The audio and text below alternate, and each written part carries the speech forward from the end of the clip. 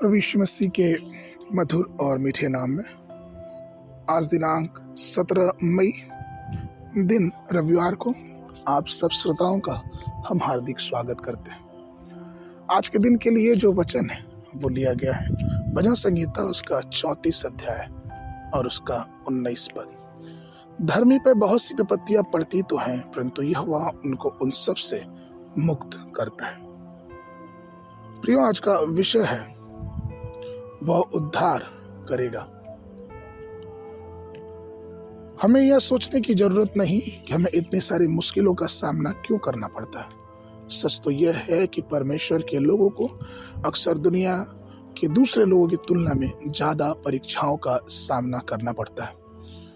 अगर हम दुनिया के तौर तरीकों के हिसाब से जीते हैं तो दुनिया हमें जीने नहीं देती, लेकिन जब हम परमेश्वर के प्रति समर्पण, पवित्रता और भक्ति का जीवन चुनते हैं तो दुनिया हमारे खिलाफ रहती है, हमारी शारीरिक इच्छाएं हमारे खिलाफ रहती है।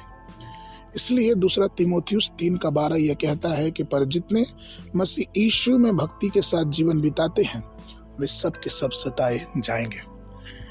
यीशु ने कभी भी आराम या फिर सिर्फ और सिर्फ आनंदित जीवन की प्रतिज्ञा नहीं की। यूहन्ना 16:33 में यीशु मसीह ने कहा, मैंने ये बातें तुमसे इसलिए कही कि तुझे मुझ में शांति मिले। संसार में तुम्हें क्लेश होता है, परंतु ढांढस बांधो, मैंने संसार को जीत लिया है।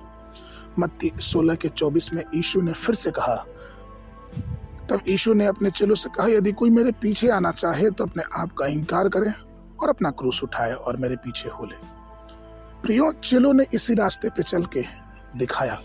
यहूदियों ने सताया, रोमन अधिकारियों ने उनका विरोध किया, बहुतों को मारा गया, बहुतों की मृत्यु हो गई और वो प्रभु यीशु के लिए शहादत को पा गए, लेकिन फिर भी उन्होंने परमेश्वर को नहीं छोड़ा।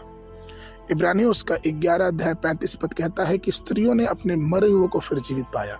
कितने तो मार खाते खाते मर गए और छुटकारा ना चाहा, इसलिए कि उत्तम पुनरुत्थान के भागी हों। लेकिन जो लोग मसीह के लिए दुख उठाते हैं, परमेश्वर उनके लिए उद्धार और महिमा की प्रतिज्ञा करता है। हाँ, मुश्किलें बहुत हो सकती हैं, लेकिन उद्धार निश्चय है। दानियल के बारे में सोचे, अपनी धार्मिकता के कारण लोग उससे ईर्ष्या करते थे, उसे शेर की मादों में डाला गया, लेकिन परमेश्वर ने शेरों के मुंह को बंद करके उसे बचाया। प्रभु में प्रिय लोगों, हम बहुत सारे क्लेश से गुजर सकते हैं, लेकिन याद रखिए कि ये क्लेश हमें परमेश्वर के मार्ग में ले जाने के लिए सहायक होते हैं। हमारे जीवनों में आने वाले दुख उन महिमा के मुकाबले कुछ नहीं है जो परमेश्वर हमारे लिए तैयार करके रखा। इसलिए आइए हमेशा हम इस बात को ध्यान रखें कि हमारा परमेश्वर ही हमारा उद्धार करेगा।